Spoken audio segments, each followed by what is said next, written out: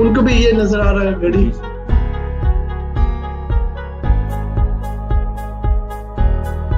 अभी तक लाइव तो नहीं गए ना अभी, क्या मतलब हो गया? हाँ? Good morning, United Kingdom. The end of the week.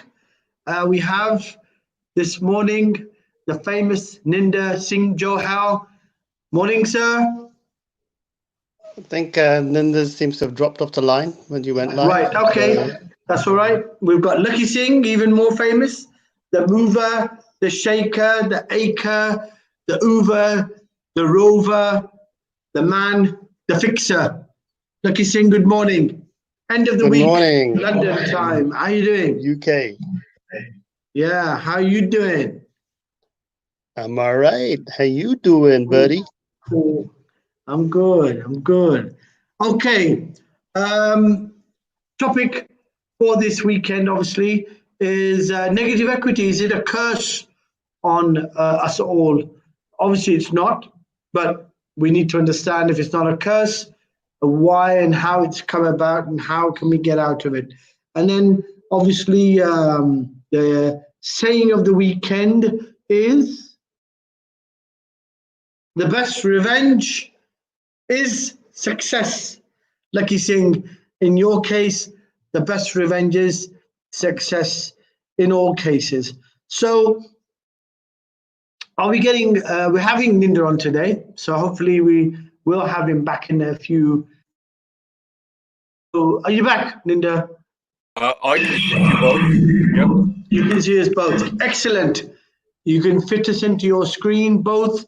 So Ninda, gentleman who's been with us before, famous person, gentleman who's got various business activities and interests, a man who has seen 2 recessions and has learnt to be versatile and creative in both. And now, presently, he's launched his magazine called the Business influencer. Business Influence. That's right, the Business Influencer. And he also has now an editorial and a publishing house now as well. So how many, before we get into details on that, just to repeat, saying of the week obviously is, that's right, the best revenge is success. And obviously this is a negative reverse statement to say that that's revenge. But who would that revenge be designed for? Obviously, in every successful person's life, there are certain pitfalls and good times and bad times. My understanding of that saying for the weekend is, obviously in good times, everybody is your friend. And I'm sure Ninda has a large following of people who are not just friends and followers, but fans of Ninda and of his movement and of his futuristic thinking. In fact, in the early 90s, he was talking about popular Bhangra music becoming part of the mainstream. People wouldn't actually believe or have vision with him, but it happened all of a sudden, as he recalled to us, a call before he's going out to Europe on one of the trade exhibitions, and it just changed the whole landscape of Indian Bhangra Punjabi music. So in those difficult times, I assume there were people who basically let you down or spoke bad about you or actually were dismissive of your futuristic thinking. So I assume this saying is sort of geared around when you have tough times, maybe people who are dismissive of your abilities and what you are achieving to do, and the best revenge being success. But Lakhi Singh, I want to ask you first, what does that saying mean to you? The best revenge is success? What does that mean? I think, first of all, the word revenge is quite a negative word, so I'm not quite necessarily keen on it. But I think you could probably rephrase the word into being successful in life is one of the wonders of life, I would say. It's probably like another way of putting it. That's a So you softer don't way need of putting it. I would say Yeah. being successful, back in your face, mate. Possibly that would work. Yeah, Yeah, like that.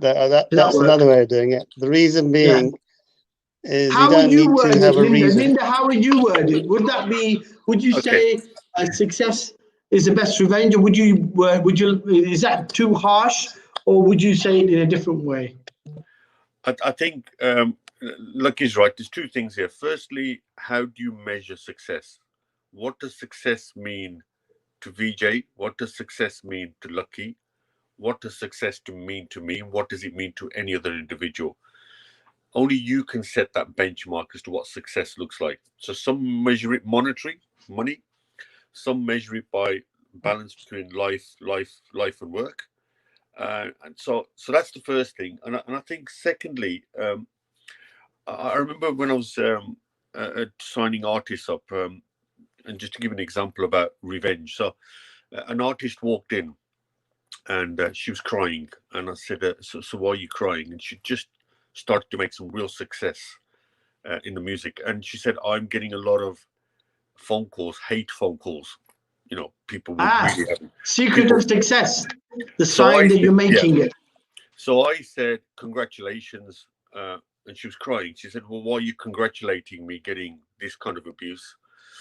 I said, well, I'm congratulating you because it means you're now creating some kind of success that other people resent. So I said, this should spur you on because now you realize that nobody likes anybody successful, but everybody loves the loser. Everybody loves a loser. And it's the psychology behind it is you will love a loser because you then yourself will feel quite good that you are better than this loser. But if you're sitting amongst somebody who's better than you, then that probably causes you to have a look inside and your self-esteem will be affected. So your best thing to do is to attack success. So I said to her, congratulations, very well done. The time to worry, I said to her, was the day that you stop getting that kind of abuse, because it means you're not really doing something. And I said, look, just think about it. Who's ever throwing this abuse at you is taking time out. In other words, instead of doing something else, they're taking time out. They're thinking negatively. They're in that kind of frame of mind. Instead of concentrating on themselves and success, they're focusing on you. So just imagine the impact you are having on this person, that they're having to take these steps rather than concentrating on their own future. Excellent. That has changed the entire landscape for abuse. So Lakhi Singh, you've been abused a lot in your successes. So the way Ninda puts it, abuse is possibly a benchmark for success. So you should be looking for constant abuse to feel like it's going in the right direction. Is that correct, Lakhi? Are you I up think for there's a constant problem abuse? here. I never realized until Ninda's told me now that resentment actually is a positive thing. So had I known earlier, and this would have probably made it a lot easier for me. I've been crying about it nearly every day. You know that. Who are you?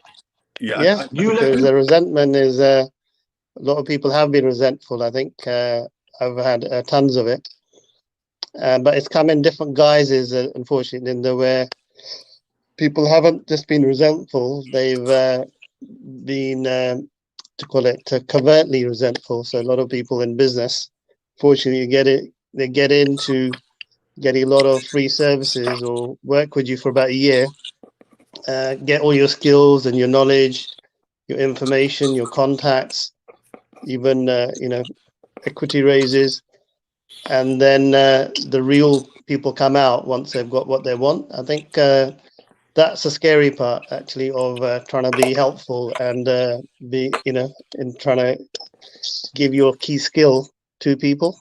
It's actually being selective about who you let in.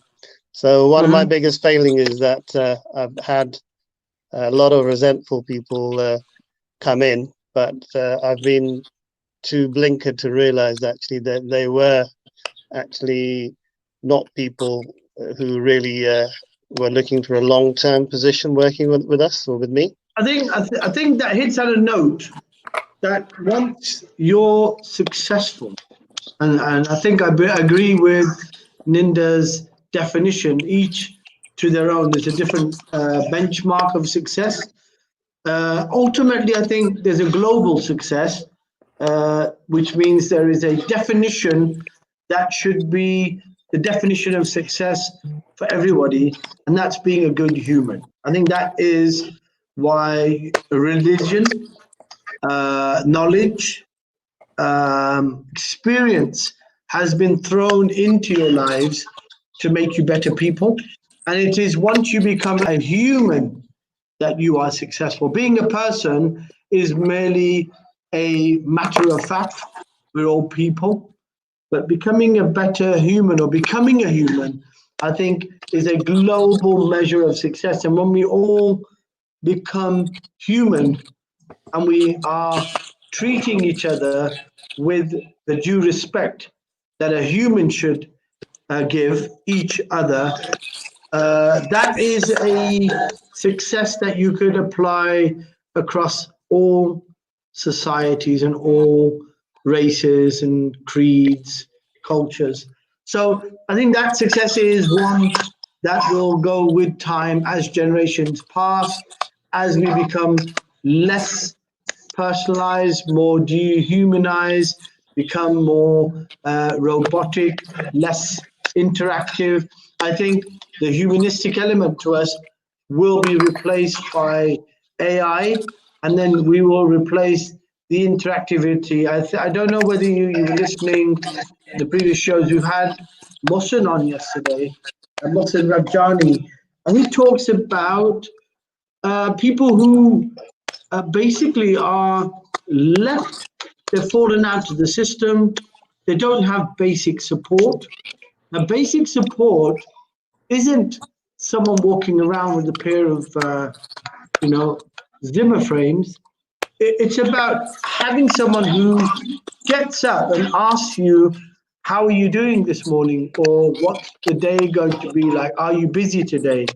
These are normal, basic questions that can turn an individual's life around. And that human interaction, being human, I think that measure of success, if we all now start going back to the basics, and I think we had lots of interesting comments come from lots of the listeners talking about a rewrite of the way societies are going to be structured, having to go back to the basics. People were talking about tent villages, talking about the need to be a bit more communitized again rather than being individualistic. People going back to the basics of farming, growing their own food. So many different versions of basic human needs. So I agree, success, each to their own, but a basic benchmark should be being a good human. And the question that Lakhi raises is, in business, I don't know if any of you guys have listened, there's a real funny guy, he's passed away now, unknown to the masses, but like a genius in comedy, a gentleman by the name of Patrice O'Neill. Have any of you guys heard this guy? Yeah, I have. You heard him? I've seen a few clips. Yeah, Patrice O'Neill, an American comedian, I think. Yeah. Excellent, excellent sort of knowledge of human psychology and the relationship issues. And he's the type of guy who's broken up the psychology of female-male relationships. And he was saying in one of his interviews that you guys, really, the guys he had around him who were like his friends, you guys are very lucky to have access to me. I shouldn't really be talking to you guys. You shouldn't have access to me, because in the real world, if I was going into the big media machine, if I was going to get sucked up by the big corporates, I shouldn't be talking to you guys. You should be the end of a queue more than a few thousand long, waiting to see me. But it's because I refuse to be part of that machine that you guys have access to me. And I think the more successful you become, there is a image and a profile that gets created around you. You're no longer a brother or a father or a son. You become somewhat idealized by the people who are looking up at you or watching your success. And I think the early part of success is somewhat easy. I think it's the mid and the later part of success that becomes troublesome, where people are hateful to see somebody else succeed who they probably thought was one of their own. Like I think Ninda brought out, it's an introvert reflection of their own insecurities to see someone else successful, to try and measure how they can't become successful and how they are probably hateful of that success because they couldn't make it themselves. So tell me, Lakhi, in light of that, are you too accessible? Is that the problem? Are you just too much of a friendly guy to the people around you? Should you not adopt a different stance? Should you become slightly inaccessible to people? Or do you feel that's part of your nature? It's a very difficult one. Where do you draw the line? And there, you're right. There's a big issue, because I find it difficult to not to be anybody else than I really am, if that makes sense. So that is an issue, because I think we described it once. You're a sea lion with the shark fin on its back. Yeah? I would agree with that. Yeah, I think I'm quite sort of friendly guy with I try to keep the ethics of being a good Sikh, treating everybody with equal, being human, being a giving person. Unfortunately, in the business world, if you're trying to do some sort of business deal with a very large hedge fund of sorts, and you're meeting those sort of people, sometimes you have to switch. And if you don't switch, they won't really, because they're a large corporate, they might see you as a bit of a joke. So I do switch in, let's just say, in very corporate environments. But on the whole, when I'm out of meetings, I just prefer to be myself, because being serious is not something I can do for very long, because I'm not really, I don't like to take myself too seriously. So Although I understand use the business and when I need example. to be serious. I use the example of the machine. So it's a beast, okay? When you go in from the mouth, and it takes you through the intestines. And if you're no good, you don't stay in the beast too long. Otherwise, you go out and you get thrown back out into the system. And that's probably more relevant to Ninda to you, because Ninda sees, I bet you see so many artists coming in with dreams and aspirations, and they get chewed up by the system and get spat out again, who end up worse off than they were at the beginning. And are you too accessible for people, Ninda? Are you too friendly, too open, too easy to get to meet people? I think business is all about people buying from people.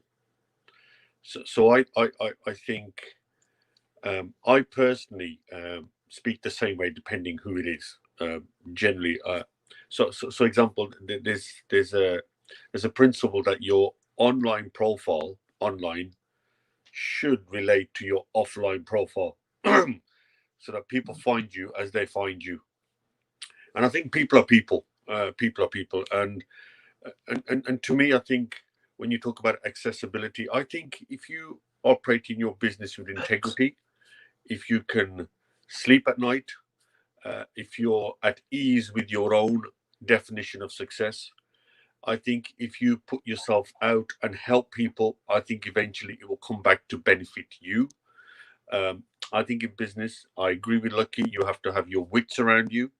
Not everybody may share your principles of doing business, but I think if you do it with integrity, and I think the people that are trying to bring you down, I think you should continue to focus on what you're trying to do.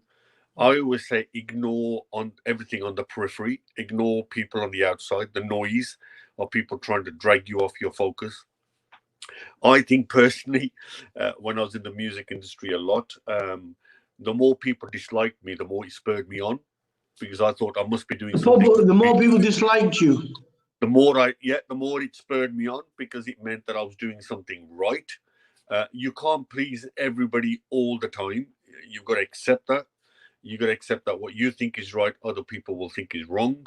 I don't think you should go out to please everybody. I think too many people like to be liked, and therefore they try and please everyone. Well, you can't. That's the nature of life.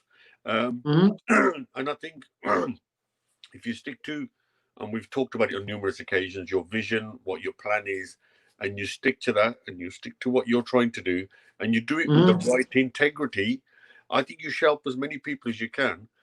And if they, if they take advantage, well, somewhere down the line, I think one, they'll get burnt, but you'll have done everything right. So therefore, I think you have nothing to worry about. Okay. I'm going to take you to that sentence you uttered there. If they take advantage. Now, generally across the board, they say everything is for fair in love and war. Okay, so in love, everything is fair. Whatever one does, whatever one strategizes to achieve one's love, whatever that definition be, and in war. So obviously in war, everything is fair because the ultimate game is to win the war and to win the battle. Sorry, and not the to win the war, not the battle. Okay, so whatever you do in war and love is fair, and in times of peace or taking everyone out of the battlefield, is business not geared to be somewhat a battle? And if someone's taking advantage of you, is that not the nature of the game, Lakhi Singh? Is not business, the nature of business is about getting an advantage or an opportunity or trying to outwit? You said yourself, you have to change your style when you're sitting in with the large hedge funds. Reason being, they won't take you seriously if you are just Lakhi Singh, the easygoing Lakhi Singh. So there is the change of your personality. You're having to adjust yourself because you realize there is a art to dealing with funds and the people who manage funds, and if you cannot be seen to be too friendly and happy-go-lucky as it is, or would you say that's not the case? Because you just said it yourself. Linda says, yeah, perfectly agreed. But taking advantage, is that the nature of the game? Is that what happens in business? Do not one party, one company take advantage of another? What are acquisitions and mergers? Are they not one company taking advantage of another company's opportunity? I think there's the type of work I do, I actually do tend to try and switch anyway, because I think there's a bit of a distinction between integrity and getting results. So by the definition of commerce, it is commercialism. So you have to come up to the mark to be able to close a deal. And if you're seen to be a wet lettuce in your handshake or your look and your demeanor and how you're looking at things, you're not really going to get the result. So I think in business, although you keep your integrity, you do have to switch and be a chameleon somewhat to be able to talk a different language, act in a particular way to actually show that you are the leader that they need to be able to get that result. I agree with that point. I agree with that point because I think I saw that in Ninda. We've had Ninda on for quite a few weeks now, and I think I see an essence of a very business-like person, but you wouldn't expect that from somebody from the music industry. You'd expect someone walking around with a tabla and a chimta and singing to everybody, but he speaks probably more business sense than someone that you're dealing with every day with large funds and assets, Lakhi, who don't look at the business or the numbers the way Ninda presents. Ninda, is that not true then? Is that not the nature? I mean, I expect you just to be singing and sort of like pangraing and just sort of like being a jolly person. But you seem to be a bit more hard-nosed and a bit more business-like than I'd expect. Is that not what Lakhi talks about, being that chameleon? Has that not rubbed off on you in the many years that you've been into your successful businesses, rubbing shoulders with, the elite in your industry as well as possibly royalty, I'm quite sure. Has that rubbed off on you? And are you now a manifesto of somebody who has recreated himself from where you were? You may have been like that maybe 20 years ago, and now you're not. Is that true? Is that not the nature? Is that not what is the requirement of business? And don't you have to be flexible in the way you deal with people? I think we all change because of our experiences. I think as we get older, our definition of success changes. So I think experience changes people. I think it's also down to level of confidence. How confident are you about your subject area? And to a certain degree, when you walk into the room, what does the other person know about you? What credibility do you have when you walk in? Because that credibility will probably influence the negotiating stance that they take and you take. Negotiation skills come in, body language comes in, use of language comes in, understanding your subject area, understanding the other party's way of thinking. What are they looking to get out of whatever this discussion is? I think planning before you walking in helps. If you plan what you think will be the outcome, if you plan for the outcome, then you can plan for those bits you may or may not want to. So this is all down to experience. I think I said it in previous weeks. It's who you sit around with, who you mix with, what you pick up from them. And okay, can I ask you on the human level then? Honestly, you said maybe, and Lakhi says maybe the heading, success is the best revenge. Maybe the word revenge came across too strong, and he says it's a negative word. But when you talk about a benchmark of success or your sort of explicit measure of success, you gave the example of a young girl who came in to see you crying, who sort of just started to make moves in the music industry. And your words to her, congratulations, you are obviously making waves, or you're making some moves. That's why people are giving you that abuse. So is it not then relevant to that then? People who become successful, who had to go through that little rough patch to get to the smooth. And when you're in the smooth, remember, it's never easy because you can make a small mistake.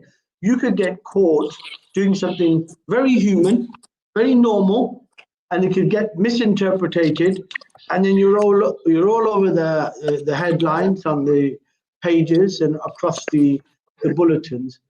And that is the nature of the beast, waiting to drag you down. So saying revenge is the best, success is the best revenge. Is that not then a true statement? Are you not trying to give people some comfort in if you've been patient to listen to people's bad mouth about you, irrespective of, and it's normally the people who don't even know you who bad mouth you the most.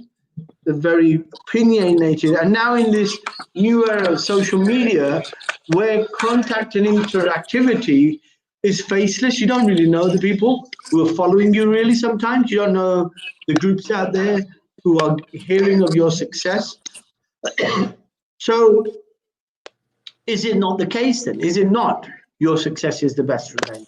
To those people who are being hateful of you, what would you call it? And how do you reconcile the stress you have to work? Remember, there is a stress associated with being badmouthed by someone who doesn't even know you, you don't even know them, but they're making such personal statements and comments about you. Isn't that traumatic? Doesn't it affect an individual? Lakhi Singh, your answer first. Is that now a more meaningful statement that your success is the best revenge? Does it make sense if you're talking about the trauma, having to reconcile the trauma in you that you had to absorb with all the hate and the abuse around you?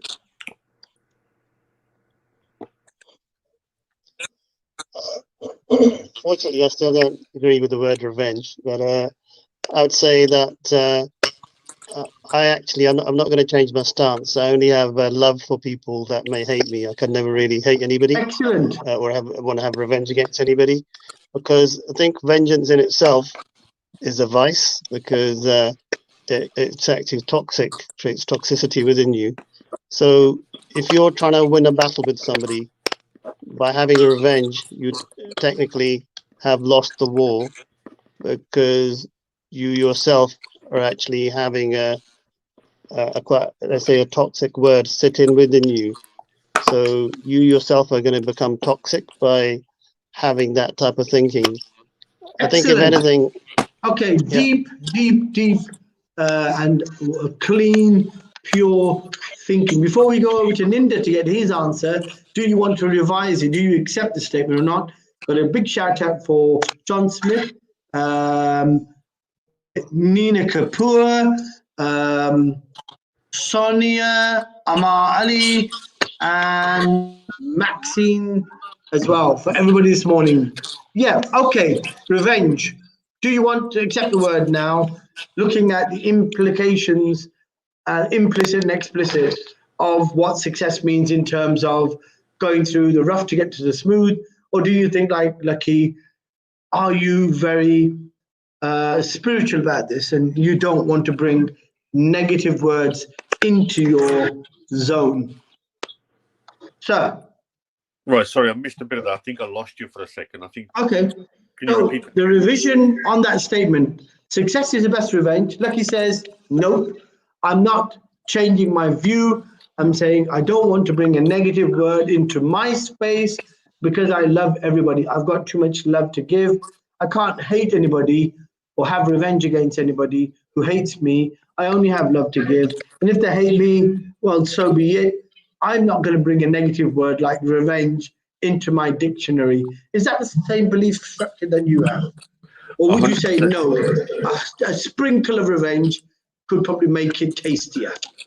No, I completely agree with Lakhi. I think I like to associate everything with positivity.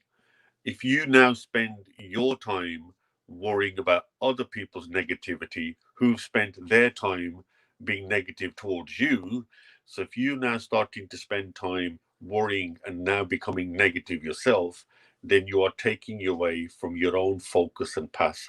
I think you should continue towards your focus, towards what you're trying to do. And as I said, peripheral vision, completely take them away from what you're doing, because if you start to spend time on that, you're not spending time on what you should be doing. Excellent. And if they've got a problem, let them have the problem. That's their own issue to deal with. Excellent. Okay. So one is a deep spiritual understanding. A second is a very explicit, positive opinion. Don't let it eat you and don't let it consume you. Even if it's embedded somewhere, get rid of it. Be positive, be good in your essence. Okay, in the industry that you come from, Ninda, We have a comment from Sonia who says, let your environment determine the way you behave. I think I like that because it's similar to another statement that I've got in my dictionary, and that is, I will behave as I am treated, which is very balancing of the way people are with you. But in your industry, can you afford to adapt and adjust yourself to the environment around you? Be it that you've got lots of fat-fingered, sticky, cigar-smoking, greedy production companies wanting to tap into your talent and eat up the bulk of your revenues in royalties. Is that, and can that work in your industry? Music, I'm talking about per se globally. Can it work? Can you adapt to the environment around you? Or is it that you need to keep a sense of your own environment, your own integrity, and let the environment try to adjust to your qualities and your behavior? Can that work in the music industry per se? I think most business environments are the same, whether it's property, whether it's music. You're going to come across people who deal with you with integrity. You're going to come across people who are not going to do that. You have to develop an antennae, a judgmental approach where you judge and you treat people the way you think they should be treated. You are going to meet good people, you're going to meet bad people, and over time you do develop that skill. And remember, it's not just sector specific. This is people around the world, around every industry, and what you have to do is associate with good people. If you associate with good people, then you will attract other good people. If you attract other good people, then you're going in a positive way. Everybody likes to be associated with success, and that's what you should be looking to do. You should surround yourself with people, good people. You should seek out good people, and you should avoid anybody who isn't, because your reputation will also be viewed by the kind of people you mix with. Now, people will try and come to you, and I'll take Lakhi's point very earlier on. I get a lot of people asking me to connect them with other people, in other words, people in high profile positions. I'm reluctant to do so if I don't know the person who's asking for that connection. So it's back to what I say, you connect with the right people and you support and help the right people, and you keep away from people who have, let's say, not the best reputations. And it's not just music industry, this is all industries. You know, you meet dodgy developers, you meet good developers, you meet people who want to do a quick deal, not to be seen again. I'll give you an example. Somebody last night was speaking to me about the bounce back loans, and they said there's a lot of scams going on, and a lot of people have taken loans out, and they will then shut the company down and walk away with 50 grand. I said, if you're a short-term person, that might work for you, but if you want to be taken seriously long-term in business, then bank managers will know who you are. People who will check your credit record on liquidated companies will get to know who you are, and you will build that reputation. If you are in for the short term, might be a strategy for them, but if you're in the long term, you really don't want to be, if you want to maintain a reputation, you do not want to be doing things that are viewed as scams on the outside. So I think, no, the answer to your question is, it's not just music industry, it's every industry, and you have to build that antennae, that ability to make that judgment call when it's necessary, and that's what will make you successful or not. Is your excellent. Okay, we have a question from Cam then. Lakhi, all that money, does it buy you happiness? You know, is that all that stuff popping out of your pockets from your bank account? Does that make you happy though? Is that what happiness is about?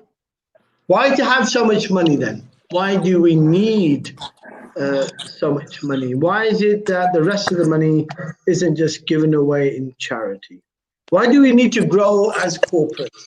Why do we need to be the next new company on the block? Why are we always trying to become bigger and better? Is it important? Is that the psychology of man, and man, by when I say by man, I mean by mankind in general, and then by men in particular? Is that the nature of men? Are we ever, hungry to have the next biggest car, the newest gadgets? Isn't that what consumerism depends upon? The fascination of mankind to have more, to be bigger, to be better. I think there's a marked difference between making money and being successful. That's what we started off the topic with. Success in my mind is having a peace of mind, having the ability to give. So my view is, I like to make a lot of money, and the reason being is that I don't really have any care for money, if that makes any sense, but I do have a care for humanity. So if I can actually give back pretty much everything I've got, it wouldn't really bother me, because I'm not in love with money. And even if I didn't have any money, I wouldn't be crying about it. I'd still be probably just as happy, if not more, if I didn't have money either. So I think it's a good question. Money doesn't really buy you respect, doesn't really buy you love, doesn't really necessarily, to call it, give you godliness, doesn't really give you well-being and health necessarily. So I think for me, money is a positive thing in the sense that I want to make money to try and give back to others. So if we could have a political role internationally in Africa or India or China, wherever there's impoverishment, then I think that would be the main reason. Actually, I love to make more money so I can actually give the bulk of it back, because I only need about 30,000-40,000 pounds a year to pay the bills and pay for my son's university or anything. All the basics is really what you need it for. Okay, Ninda, same question to you. How happy or how focused or godly or peaceful do you find people from the events management industry and the music industry globally in general? Is it an industry that brings in peace and harmony, or is it very materialistic? Is it very fickle in its essence? And do you find good people? You're talking about finding good people in that industry, Pierce, about entertainment, trying to make the masses happy, trying to seek,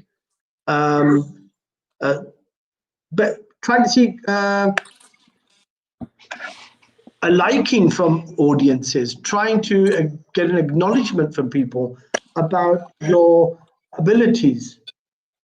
Can that industry, is that sort of somewhat not a juxtaposition? Is it an industry that gives you peace and calm and gives you an inner comfort? Is it not the nature of that industry? Is it not a beast? Is it not one that expects more and more and more? You read so many articles about entertainers becoming burnt out, literally flipping overnight. Whitney Houston shaves her head across the headlines. She's lost, her mental faculties. She's under pressure to perform. Is that the extreme end of the music industry, or is that the general practice in the music industry and entertainment as a general theme? I think people are motivated by different things. Some want to be the best in the field they can be. And so if you're an artist, that can be probably measured by number of album sales, could be measured by the number of people who come to an event to watch you perform.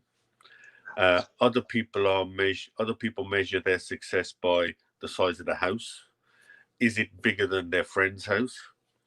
Other people want to make a change and disrupt the world. So if you take Apple, you take Steve Jobs, he won't be remembered for how many billions of pounds he's worth. He'll be remembered for changing the ecosystem around mobile phones, laptops. So that's what he set out to do. Dyson spent 15 years suing and fighting in the courts so that he could develop the best ever vacuum cleaner. Artists generally want to be the best. Michael Jackson, people will remember him not for his mansion, but will remember for his music. People want to be remembered for something that's changed the world. And I think when we're born, we all have that chance, that opportunity to change the world. Because there will always be somebody with more money than you. Always be somebody with more money than you. So I think it depends what your motivation is in life, what you set out to do, what you want to do. And look, let's face it, not everybody wants to change the world. Not everybody wants to be the biggest star on stage. Not everybody wants to be the biggest social media profile influencer. You are what you want to do. Some people like the 9-to-5 job. Some people don't like leadership roles. Some people love leadership roles. Some people like to go into politics so they can make a change to the world. It depends what the trigger is for you to do. Some people just like to leave a great legacy, the family they leave behind, the daughters and the sons, and they spend all their time making sure they perform to the top. So, it's very difficult, I think, to isolate a single reason why somebody's exists or why they choose to exist or why they choose to exist to do what they want to do.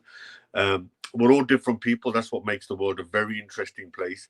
We are taught, and Lakhi just said it, as Sikhs, to be self-reliant, not to rely on other people to get on in life. So he's quite right. You may only need a certain amount of money to be self-reliant and to make sure that you send down the right principles for your offspring to follow. So there's lots of reasons, and it's very difficult to generalize one reason that motivates a person in life. I think we're all driven by different things. Excellent. Okay, so success, obviously the definition, general and broadly, we understand that it cannot be correlated to a word that's negative and revenge. Otherwise, I think in light of what Lakhi said, and by the way, Lakhi, Maxine is very appreciative of the way you think about the saying of the weekend, that you should not focus on negativity. So success itself is possibly an achievement of your mindset. And like Ninda said, if along the way in your mindset you've allowed people who have been negative on that journey to even become part of your peripheral vision, then that success isn't real success. That's probably what I'm getting out of the discussion we're having.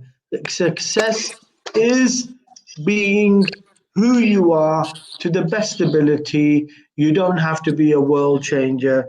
You can just be a sock changer. You can change your socks in the best way you can, as long as you're doing them with good intention and a clear heart. And you don't have to be vengeful of anybody. So in your route to success, to be the best sock changing person in your household, if there are siblings, people who are around you who hate you for having lots of clean socks, then don't make them part of that success. Be yourself, be the best you can be, and do not take negativity with you. I think that's the lesson that we're taking out of today's conversation. So we move off from that. That was a deep sort of conversation about success. We have two successful people who have got their own understandings, both coming from a Sikh religion and foundation, and it rubs off on the way that they express success. Now, We're going on to general business environment, because that's what we've been talking about the whole week. And the topic being, is negative equity a curse on us? Because obviously the topics come from people thinking that they've been cursed by negative equity, even though negative equity is a business product, a product of business market forces out of their control. But like Ninda's mentioned on many occasions, we've had him on here, you need to be a business person. You need to be responsible. When you sign on that dotted line, you need to be very clear that these properties are a commitment, financial commitment to the bank, and therefore you can't expect to want to be foolhardy about signing on a dotted line once you're taking a few £100,000 off the bank to purchase an asset. Treat your properties like business. Is it a curse, Lakhi Singh? That's your industry. Do you think negative equity is a curse? Has it come on us like a plague of locusts or fire and brimstone? Is that what negative equity is, or is it purely a natural business economic cycle that everybody should have been planning for? Because Ninda is, as he said before, he's a strategic planner. He's always looking ahead. He's always looking at what's going to happen, not what the immediate and the present is, but what's going to happen in the future. So is negative equity a curse? Has the wicked witch of loan to values come along and struck her wand with her broom and said, negative equity to everybody? Is that what's happened, Lakhi Singh? I mean, it's quite a good question. I think there's two answers to that question. The first one is from somebody who's, let's say, aspirational or an accidental landlord.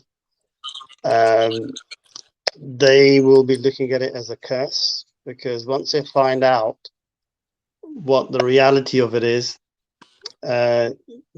basically it's something that's going to be a lot more toxic than they may think.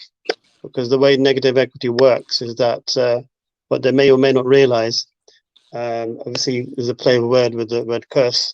The way I'm looking at it is that the way they're going to look at it is, and if they realize what it really is, definitely is a curse. Because if you have one negative equity property, bank takes it over, sells it, and there's a shortfall of 100,000, and if all the equity that you own in all the other assets is actually less than 100,000, then that could be viewed in a sort of as a curse, because you are now caught in a trap that is not going to be easy to get out of. So how do you come out of that? So technically it's a curse of sorts. The other way of looking at it is it's not a curse, but the reality is the same, which is that from a business point of view, you're insolvent and you could be made bankrupt by anybody who you owe money to. So I would say for the message to go out there and for people to understand that negative equity is just not like a little thing. It's not like a narrow thing that sort of sits there like a small spot of bother. It's actually toxic and it's cancerous from a financial meltdown point of view, and it could be the end of your total financial infrastructure for your individual finances or your business finances. It could actually eat away into every aspect of your business. Okay.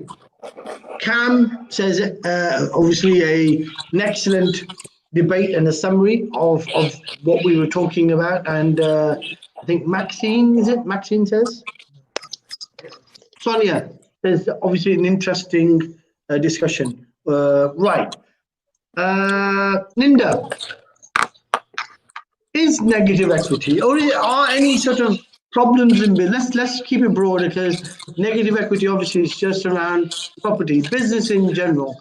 Anything that eats into your business that makes your business unprofitable, makes it difficult for your business to survive, is it a curse or is it a natural consequence of business? Should everybody look at their business strategically as you do, or should they not be looking at things tactically? You mentioned people out there taking advantage of bounce back loans, and they are opportunists in one respect, but they're looking at the here and now.